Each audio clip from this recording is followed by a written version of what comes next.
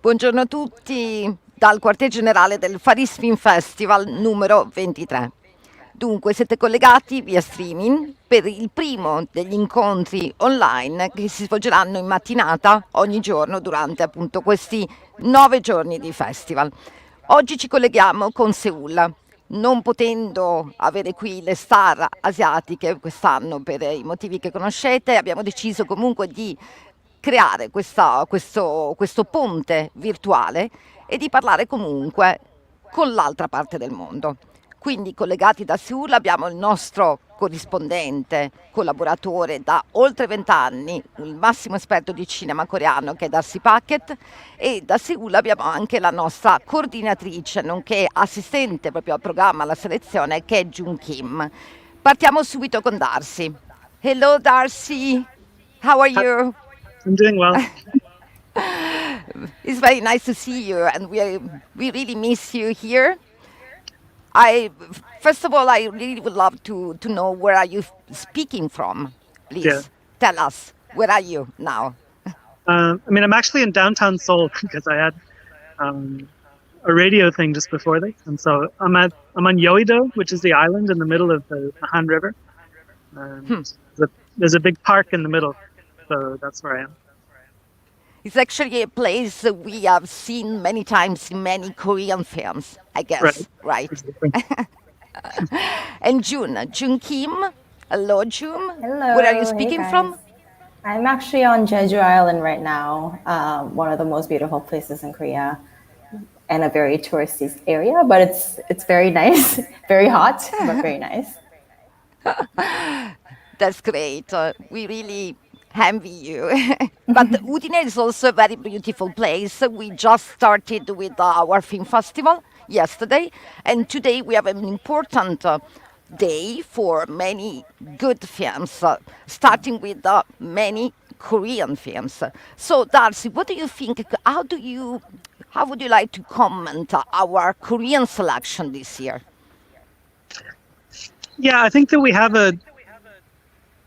quite a variety of different kinds of films. Some of them are films that, despite the pandemic, have kind of done well at the box office. Deliver Us from Evil was released last summer and it was a big box office hit. It's an action film shot in several different countries. We have some lower budget films. Please Don't Save Me is one example. This is a film that it was released during the pandemic and not many viewers got to see it, but I think that if you watch it, you'll really enjoy it and you won't regret it.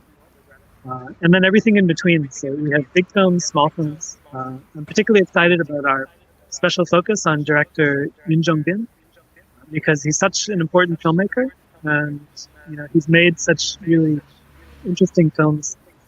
And so this is a chance to really catch up with his filmmaking style all in one go. So I'm very happy about that. And don't forget also the older Korean horror film from the 1980s, Suddenly in the Dark Night. Yeah, horror film from the early 80s, which is really quite surprising in many ways. We also have some comedies like Okay, Madam, which is a crazy one. Yeah, it's a lot of fun. So, in the end, how do you think the South Korea industry is dealing with the pandemic? Because usually in Udine Paris Film Festival, we were used to see many blockbusters, and this time there are some, but some others weren't available for our selection, right?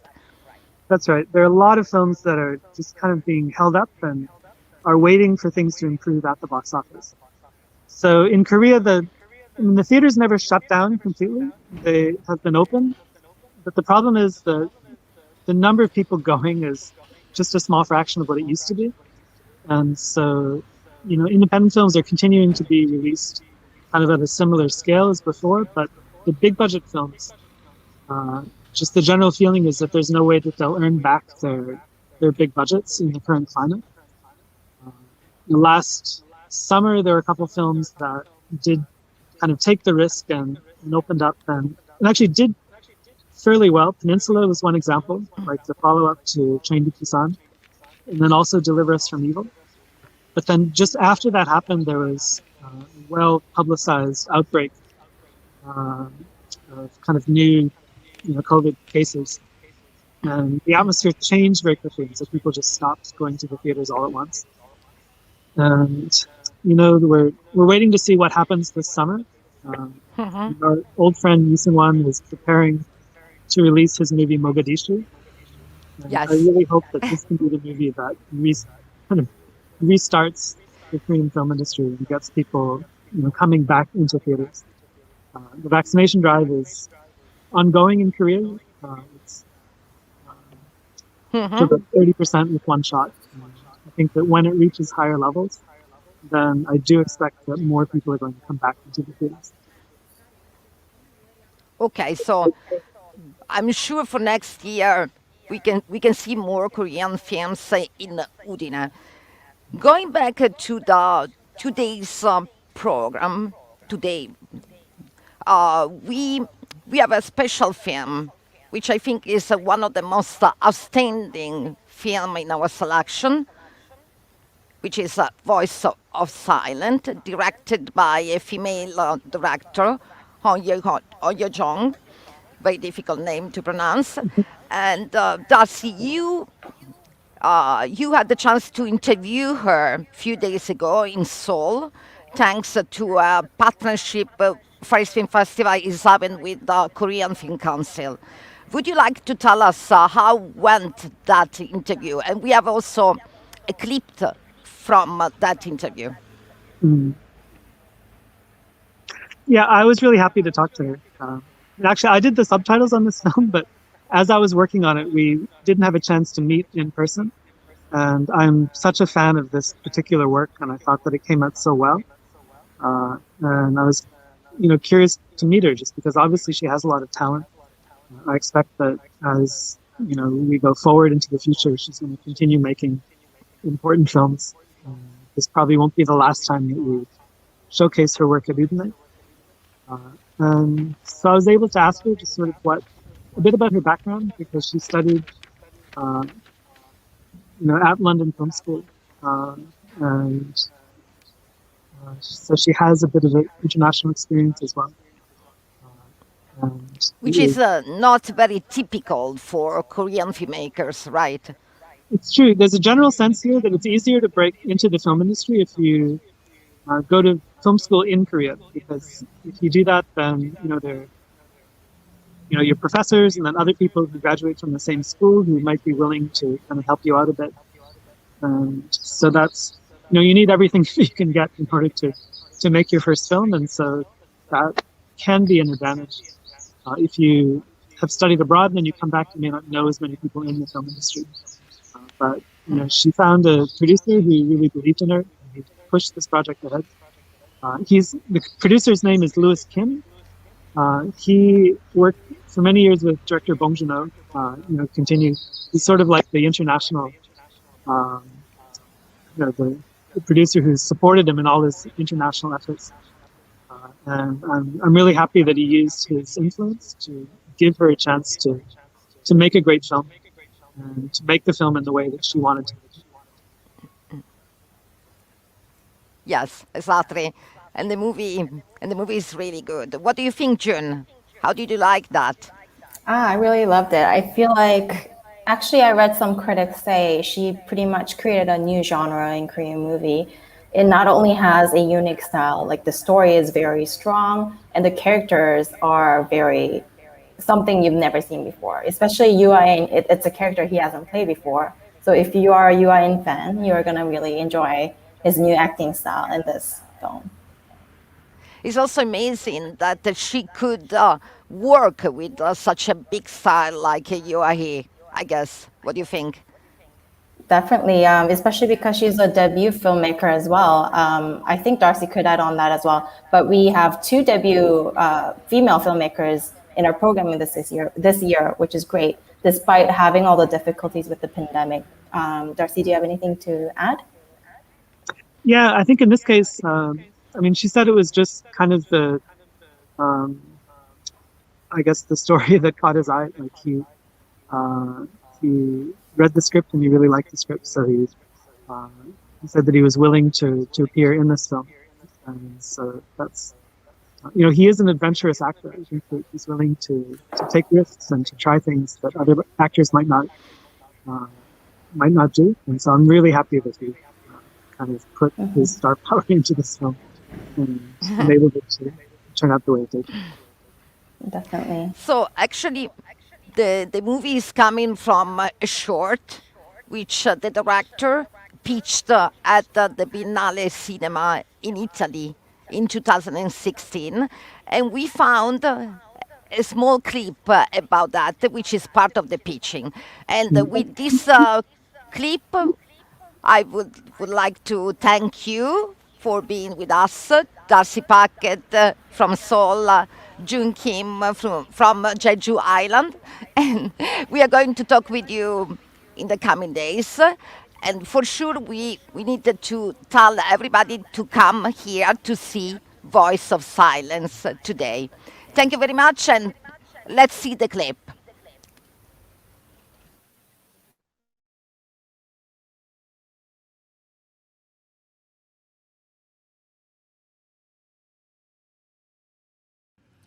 Hi. Voice of Silence is a Korean drama with hint of black comedy.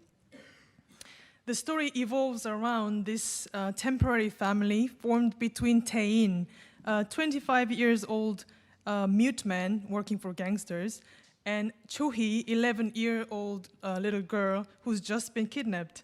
Tae-in is ordered to take care of her in his isolated countryside home until the ransom arrives. So why kidnapping? When I was 7, I was almost kidnapped. I remember this strange man grabbing my hand, trying to walk off, and I was terrified, and I managed to run away. But the thing that remained in me is that the fact that the hand holding mine felt so warm and it was so human. It was not a hand of a monster. It was a human. It was friendly. And I started to wonder what made this man to do such a thing. So this is embodiment of the idea that our character might not be the monster, not just a monster. So this is a character Tae-in that we shot in Korea.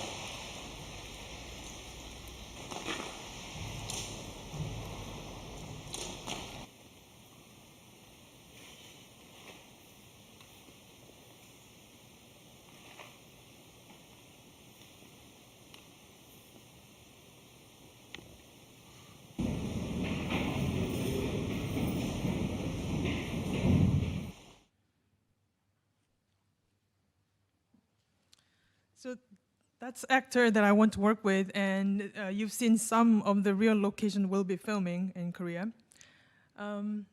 So Tae-in is a guy who's earning money by doing cleaning jobs for the crime scene and disposing dead bodies for the gangsters. But he has a heavy speech impediment, so he cannot speak, so he decided not to speak. So everybody thinks that he's a mute. But he wants to be the man that Korean demands, the macho.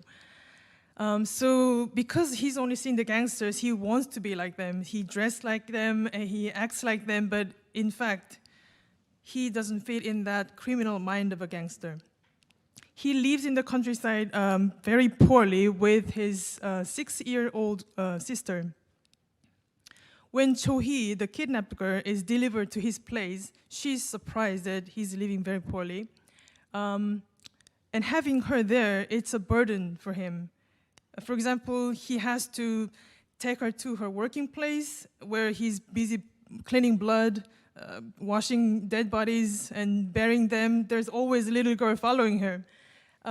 Or at home, because it's a very poor condition, there's only outdoor bathroom, and she's scared of darkness, so whenever she needs to go to pee at night, he has to come out with her, standing out just outside the door, clapping for her so that she knows that she's not alone. But in fact, she's not just a burden in this house, because like many other Korean girls, we are raised to be useful in the house so that we can raise our value compared to boys. So instinctively, she knows how to act in this house. So she plays the role of a mother, a woman in the house. She cleans this dirt, like mess in this house, takes care of the little sister. Tae never had this warmth or this respect from other people, so he slowly opens up to this girl. And these three of them slowly forming this peculiar family.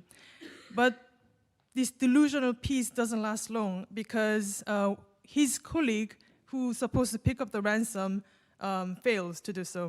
So now Tae is ordered to take Cho-hee to human traffickers.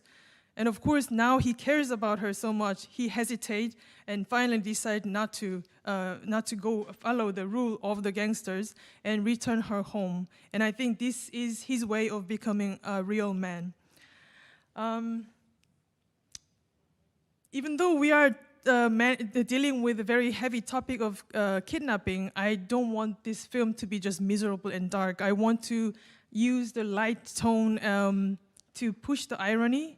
And for the same reason, I want to approach with a very realistic camera, like handheld movement with an available light. But the color scheme shouldn't impose the heaviness of the setup. Thank you.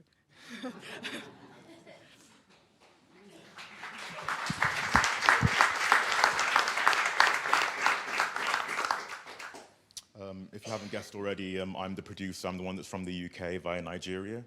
I've been working with EJ for 3 years now, and it was very natural for this to be her first feature project.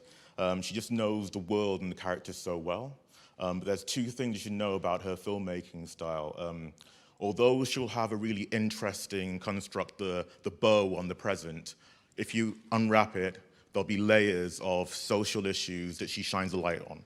And in this one, it's about gender inequality, the roles of men, the roles of women, and the expectations that people have on them in society and at home. In terms of her humor, it's very odd because of, in the darkest corner, she'll find some light in there. And she always say, oh, it's just a Korean way, but I've just realized you're just gifted. That's how you do it. With this project, we have our location, we have our lead actor, we have our partners in Korea.